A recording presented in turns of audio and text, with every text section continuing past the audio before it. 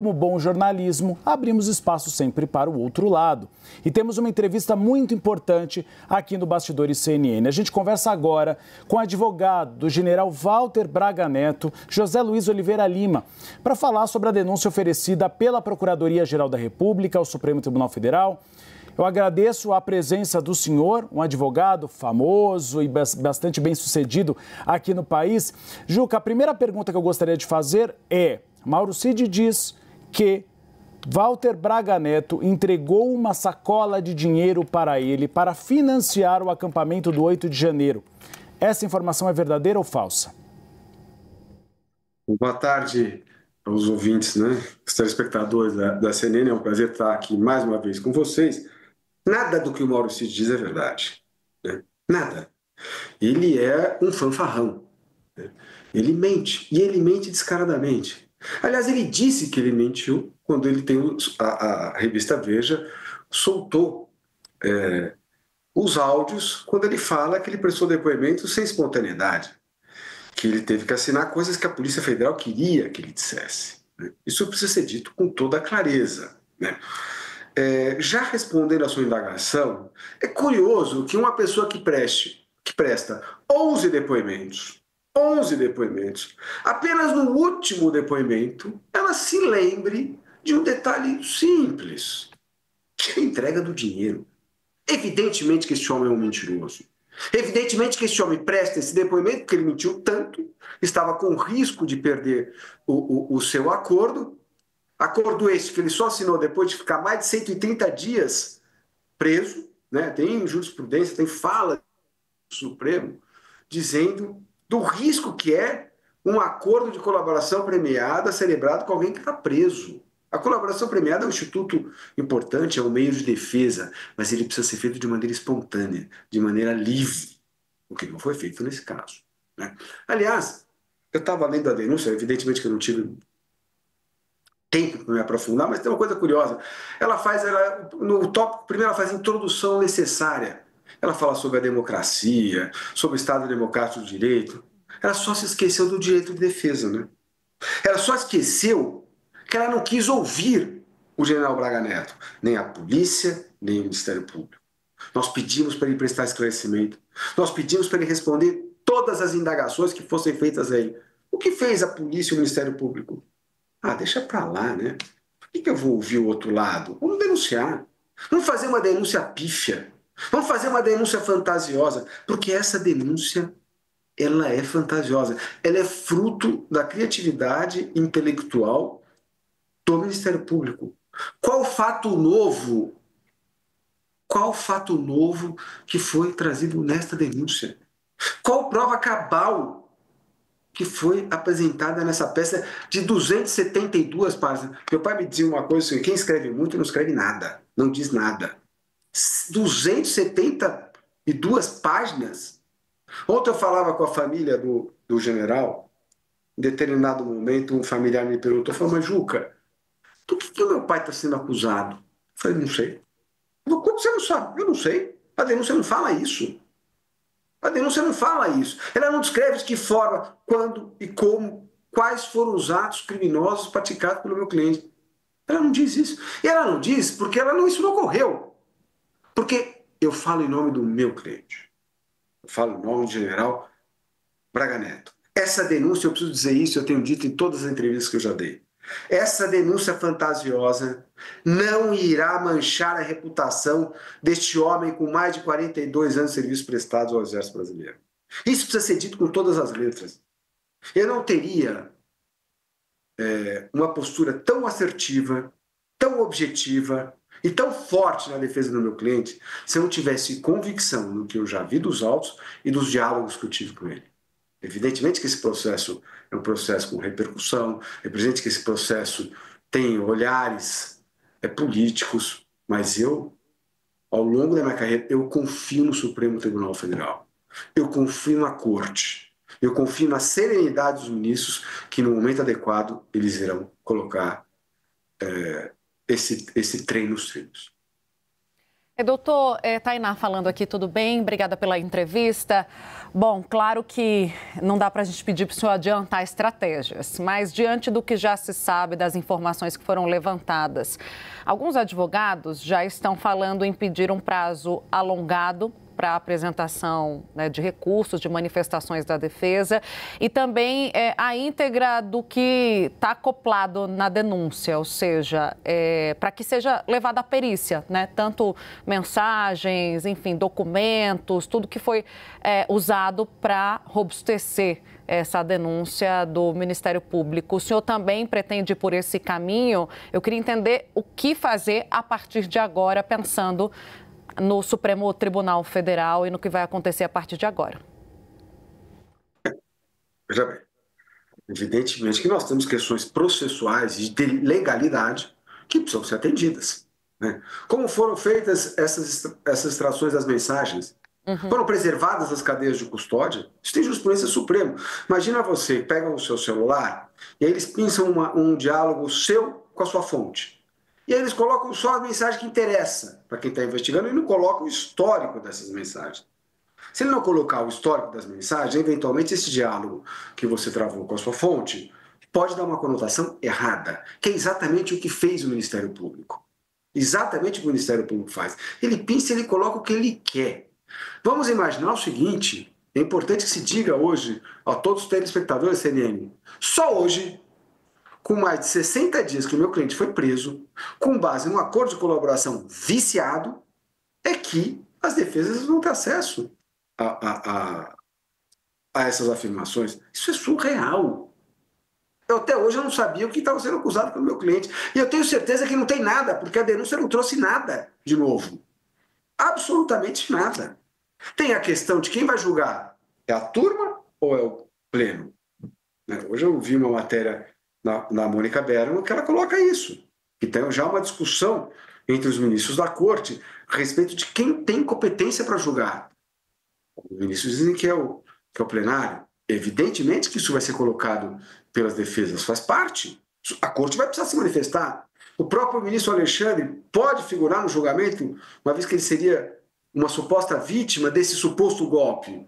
E eu falo suposto golpe porque precisa ter um cuidado. A imprensa precisa tomar cuidado. Chegasse um observador internacional aqui, parece que todos já foram condenados. Calma, gente. O processo está começando. Vamos olhar no retrovisor e lembrar da Lava Jato. Porque depois a própria imprensa, o próprio judiciário fez uma meia-culpa. Então, eu acho que precisa ter cautela. E evidentemente que a CNN sempre deu direito de defesa, sempre deu espaço para a defesa. Eu várias vezes estive aqui na casa e vou sempre também pontuar o respeito que vocês têm por ouvir o outro lado, né? Mas não é só ouvir o outro lado. Eu acho que tem que ter um cuidado com esse processo que está só começando. E que a defesa, e que eu vou pontuar isso várias vezes, eu não tive o direito de defesa assegurado. Não tive acesso aos autos, pedi para o meu cliente ser ouvido, Ministério Público e Polícia Federal. Para que ouvir, né? Para que ter o trabalho de ouvir quem está sendo investigado? Imagina, que bobagem. É surreal. Doutora, eu vou chamar a Jussara Soares para participar dessa entrevista. Agradecer a Jussara em público, porque foi ela que marcou a entrevista e trabalhou arduamente a noite inteira. Parabéns, Jussara, pelo seu trabalho. A bola é sua. Boa tarde, doutor Juca, os meus colegas aqui, boa tarde a todos. Doutor, o senhor contesta a delação de Mauro Cid, diz que as mensagens são desconexas, né? Que são pinçadas trechos dessas mensagens de WhatsApp que servem para corroborar a delação de Mauro Cid. Mas também foram encontrados alguns documentos, por exemplo, na sala do auxiliar de Braga Neto, o coronel Peregrino, em que fala daquela operação 142, que ao final dizia: Lula não sobe a rampa. Qual que é a justificativa para esse ponto específico? Porque tanto a investigação da Polícia Federal e agora a denúncia da PGR apontam que não apenas a delação, mas mensagens e documentos encontrados que citam, por exemplo, essa operação e a participação ativa do general Braga Neto em toda essa trama apontada pelo Ministério Público. Sara, prazer em revê-la. Eu agradeço o convite, foi comigo que você falou. O que diz esse documento? Nada. E aliás, quem tem que responder sobre esse documento não sou eu. Quem tem que responder sobre esse documento é o advogado dele. Eu vou ficar falando sobre o documento que foi encontrado na mesa, na sala, no escritório, na casa dos outros? Não é minha obrigação. Eu já disse aqui uma vez, eu disse para a Débora, né, Bergamasco, quando ela me entrevistou da outra vez, eu não sou comentarista político e nem jurídico. Eu falo sobre o meu cliente. Eu falo sobre os documentos que foram apreendidos com o meu cliente. Eu falo das mensagens que foram apreendidas no celular do meu cliente. Disso eu falo. E contra o meu cliente não está absolutamente nada. Não estou dizendo que contra os outros tem. Porque eu não falo sobre o caso dos outros. Eu não falo sobre a defesa dos outros. Eu falo sobre o meu cliente. E sobre o meu cliente, Jussara, eu já disse várias vezes, disse aqui já algumas oportunidades. Não tem absolutamente nada contra ele. Exceto a fala mentirosa, pressionada desse cidadão Cid, porque ele é que diz isso. Não sou eu que disse que ele foi pressionado a dizer determinadas coisas. Foi ele que disse. Vamos falar então de Braga Neto, cliente do senhor. Ele foi preso porque tentou ter acesso, rapidamente, à delação premiada com registros telefônicos entregues por Mauro Cid a Mauro Lorena Cid. Ele errou ao ter ligado para Mauro Lorena Cid? O senhor reconhece que ele não deveria ter tentado obter informações de um processo sigiloso? Essa afirmação sua não é verdadeira. E quem diz isso é os autos. A polícia induziu a erro o Ministério Público, induziu o erro ao ministro Alexandre Moraes. É exatamente o contrário. Ele não telefonou para Mauro Lorena Cid porque esse registro telefônico foi entregue à Polícia Federal. Eu vou dizer a você o que está nos autos. Esta afirmação é exatamente o contrário. Veja bem, quem liga para o general Braga Neto é o pai do Cid, não é o general Braga Neto que liga para o Cid. Isso está nos autos, está provado. Você também foi induzido a erro. E mais do que isso, o pai do Cid presta depoimento no inquérito policial, na investigação, e diz textualmente que o general Braga Neto não o procurou para saber o teor da colaboração. Veja o perigo de uma mentira. Veja o perigo de uma afirmação que induziu em erro o Ministério Público, que induziu o erro o ministro Alexandre de Moraes e que induziu o erro você. É exatamente que isso está nas palavras da delação premiada. A delação premiada que foi divulgada agora coloca Mauro Cid dizendo que, na verdade, Braga Neto quem procurou o pai dele. Pode ser mentira dele, mas ele diz isso na delação premiada. O que eu estou dizendo a você e a todos os ouvintes da CNN é que os autos provam que a ligação foi feita do pai dele para o Braga Neto. E eu vou dizer mais. O pai do Braga Neto presta depoimento e fala isso. Ou seja, olha a importância desse relato. Quando o pai desmente o filho, o que poderia, inclusive, colocar em risco a colaboração do Cid. Esse detalhe que você apontou é a demonstração cabal da farsa da fala do Cid. Ou você acha que o pai dele queria prejudicar o filho? Óbvio que não. Isso está claro, eu não estou te dizendo, isso não é papo de advogado, está nos autos. A Clarissa Oliveira fala direto de São Paulo, tem uma pergunta para o senhor, Clarissa. Oi, doutor, muito boa tarde, sempre um prazer falar com o senhor. Doutor, eu gostaria de puxar um pouco um trecho que o senhor mencionou agora há pouco, conversando com a gente, a respeito da prerrogativa de foro aí relacionada a esse caso, né? Então, se isso deve ou não ser julgado na primeira turma, se deveria estar no Supremo Tribunal Federal, se isso pode depois ir a plenário. Como que o senhor enxerga essa perspectiva? Porque quando a gente conversa em reservado ali com algumas figuras que estão acompanhando isso de perto, a gente ouve um pouco, quase uma avaliação de que o julgamento na turma vai fazer com que o plenário seja quase uma segunda instância do Supremo Tribunal Federal, como se o plenário depois pudesse confirmar o resultado que vier da turma, embora haja ali uma composição diferente, com pessoas indicadas pelo ex-presidente Jair Bolsonaro, que pudesse impactar aí num placar. Eu gostaria do entendimento do senhor, como que o senhor enxerga isso, como que o senhor vai utilizar essas informações a serviço aí do seu cliente, considerando agora essa denúncia e a perspectiva de que isso vá a julgamento. Eu preciso dizer que eu não tenho receio de julgamento na primeira turma ou no plenário, né? Eu confio na corte. Sou advogado, eu confio na corte e confio nos ministros do Supremo Tribunal Federal. A questão é da legalidade, né?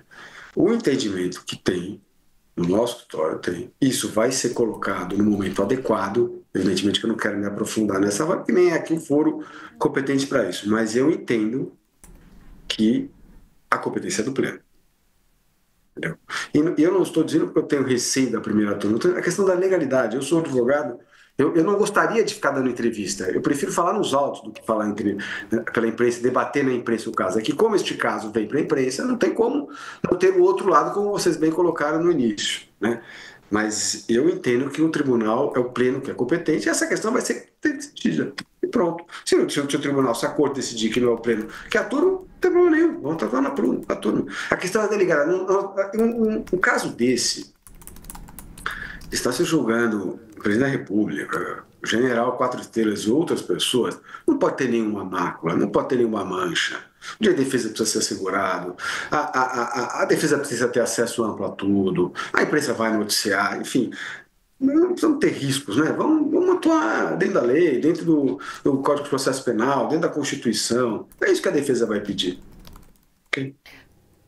Doutor, nessa mesma delação, ainda que o senhor fale sobre mentiras, né, eu queria entender esse ponto sobre a reunião. O senhor também mantém que não aconteceu ou não aconteceu nos termos como o Mauro Cid relata, né? Ele na delação diz que houve uma reunião na casa do Braga Neto, a gente já estava sabendo, no dia 12 de novembro de 2022, mas segundo ele, abrindo aspas para o Mauro Cid, foi para discutir ações que mobilizassem as massas populares, ou seja, para gerar o caos, para daí ter uma justificativa para os militares e pressionar, consequentemente, o presidente Jair Bolsonaro.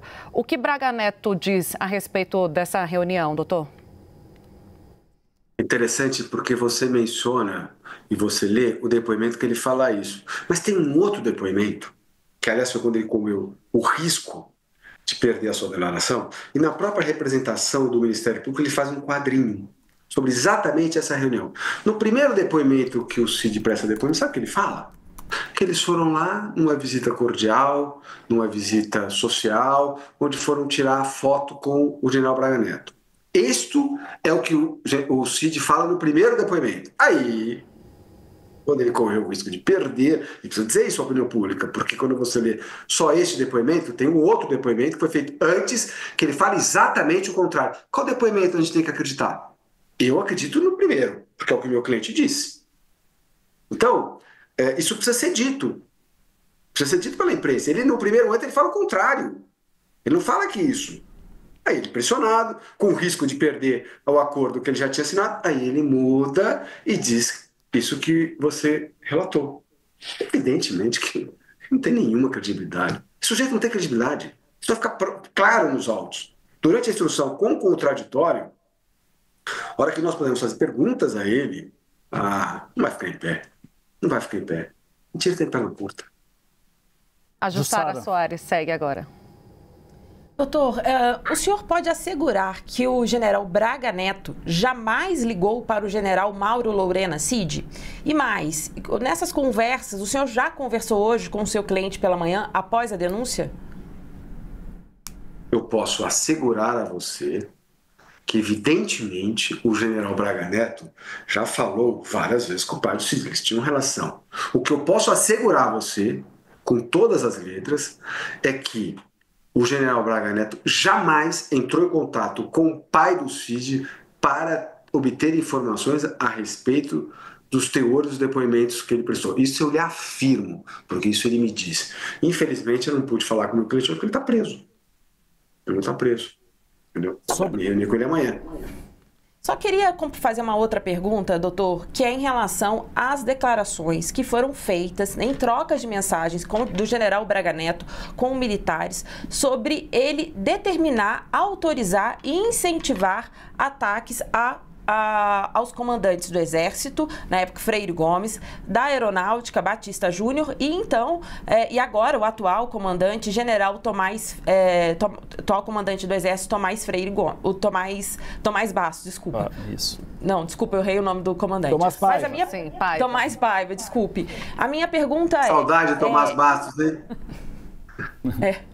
Doutora, minha pergunta é, o general Braga Neto, ele reconhece, ele admite ter feito esses ataques, autorizado esses ataques aos comandantes das Forças Armadas, que não adotaram ali, ou corroboraram com essa tentativa de golpe, segundo o Ministério Público Federal? Veja como você já está concluindo uma mensagem que não diz nada sobre golpe. Olha o perigo, né? Olha o perigo. Vamos lá. Mais uma vez, é o que eu falei do exemplo de um diálogo da fonte com o jornalista. Essas mensagens, elas foram pescadas, né? O que o Ministério Público faz? Esse aqui eu vou pescar e vou jogar aqui.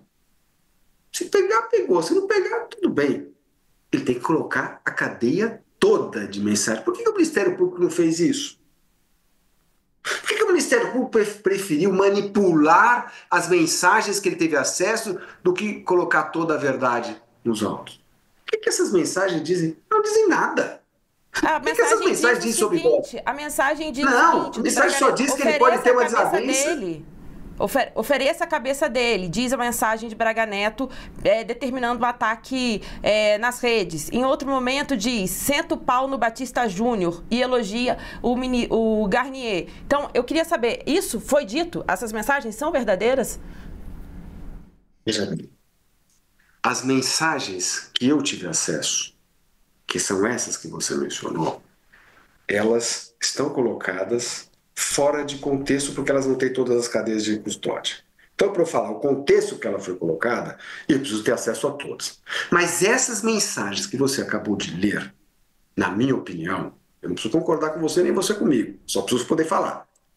Essas mensagens que você acabou de ler, na minha opinião, não dizem nada sobre um suposto golpe. O máximo que elas podem dizer é uma divergência que possa ter um contra o outro. É a mesma coisa que eu ficar num grupo de mensagens falando mal de um colega meu. E quer dizer isso? Mas ele era o vice-presidente da República. O vice-presidente da República defendendo uma mensagem para meter o pau num comandante de uma força não é de bom tom, no mínimo. O senhor reconhece? Eu vou fazer agora uma análise se é de bom tom, se é gentil, se é educado. Você me desculpa, gente. Não é um protocolo do cargo que ele ocupava, um vice-presidente. Evidentemente que isso é uma... Gente, aí você está querendo ser mais realista do que o rei. Imagina uma mensagem entre vocês, interna entre vocês, vai dizer XYZ, desculpa. Quero falar de prova. Vamos falar então de um dos trechos da investigação que fala que o Walter Braga Neto era uma espécie de mediador entre aqueles que estavam no acampamento do 8 de janeiro e com o então presidente Jair Bolsonaro. Ele fazia esse trabalho de mediação ou também é uma fantasia na visão do senhor? Evidentemente que é uma fantasia. Isso está na fala de um dos depoimentos do Cid, que diz que... Está na denúncia, inclusive, né? Diz que o Braga Neto era o interlocutor das pessoas que estavam acampadas com o governo. Com base no quê? Com base num áudio que um dia, um vídeo que ele foi lá? É isso mesmo? É isso mesmo que vai dar suporte para uma acusação dessa? É sério? É sério, gente. Essa é a relação? Porque tem um áudio dele, porque um colaborador mentiroso falou isso? Eu fico mesmo indignado, porque eu queria que, assim, cadê eles trazendo para Jucá, tá aqui a prova, ó, tá aqui, ó. Ele tirou tanto da Caixa Econômica Federal, pegou esse dinheiro, tem a foto dele pegando dinheiro, entregando pro Cid, para que o Cid saísse daqui e comprasse Y, A, B ou C para fazer algum golpe. Onde tá isso? Que negócio é esse, gente? Que negócio é esse? Uma acusação desse tamanho, com essa magnitude, com essa força. Cadê as provas? Não tem prova e não tem prova porque não teve. Não existe uma participação do general Braga Neto em absolutamente nada. Nada. Eu não viria a público aqui colocar em risco meus 35 anos de carreira. Vocês acham que eu viria aqui? Eu passei a manhã toda, aliás, eu tenho que entrar, vou ter que parar porque eu tenho uma outra entrevista para dar. Vocês acham que eu ia colocar o meu nome com 35 anos de carreira, para falar desse jeito com toda a imprensa nacional? Se eu não tivesse tranquilidade do que eu estou falando, para daqui a pouco você me ligar e falar, Juca, tá aqui o que você falou. Cadê? Eu disse isso ao general. Se o senhor não estiver falando a verdade, eu saio do caso. Eu já falei com esse homem quantas e quantas vezes, eu falo toda terça e quinta-feira. Tem muita tranquilidade com esse caso. Esse caso sendo julgado com serenidade, com uma temperatura equilibrada, vai mostrar a inocência dele. Eu não falo sobre os outros, eu não estou dizendo que os outros praticaram qualquer fato delituoso. Não é isso que eu estou falando. Estou falando do meu cliente. Meu cliente não participou de nenhuma reunião que ficasse elaborado algum ato ilícito contra quem quer que seja. É isso que precisa ser dito, é isso que eu vou dizer sempre. E eu vou dizer isso com base no que eu vi nos autos, no que eu base nos diálogos que eu tive com o general Braga Neto. Doutora, esta denúncia é fantasiosa. Doutora, a reunião ocorrida na casa dele não discutiu nenhum tipo de tema ilícito. Nunca, nenhum assunto foi debatido na reunião. Nenhum. E quem diz isso é o Cid, quando ele não estava com o risco de perder a sua colaboração. Aí depois ele, pressionado, com medo, vem com as historinhas dele. É surreal. A imprensa precisa colocar isso. Põe os dois depoimentos. Por que o segundo que é verdadeiro e o outro não? Por quê? Como é que pode dar essa sentença? A imprensa vai dar essa sentença? Ah, o que vale é o segundo? Por quê? Vai esquecer de falar que ele estava com risco? Vai esquecer de dizer que ele assinou um acordo com mais de 130 dias preso? É isso mesmo? Isso vai ser dito, gente. Vocês me desculpem a maneira assertiva que eu estou me colocando aqui, mas faz parte do meu papel e eu sou um advogado assertivo e relativamente briguento. Eu preciso sair porque eu tenho outra entrevista para dar. Obrigada, a gente te Sara, agradece. muito obrigado pela tua gentileza. Doutor, só te agradecer, espaço aberto, viu, para Walter Braga Neto, quando ele quiser falar. A gente sempre dá espaço para o outro lado, o senhor mesmo disse, espaço aberto. E só fazer uma correção, eu falei que Walter Braga Neto era vice-presidente, não era candidato a vice-presidente. Erro meu, estou me desculpando aqui. Obrigado, viu, doutor, pela entrevista. Obrigado você pela gentileza de sempre. Um abraço a todos.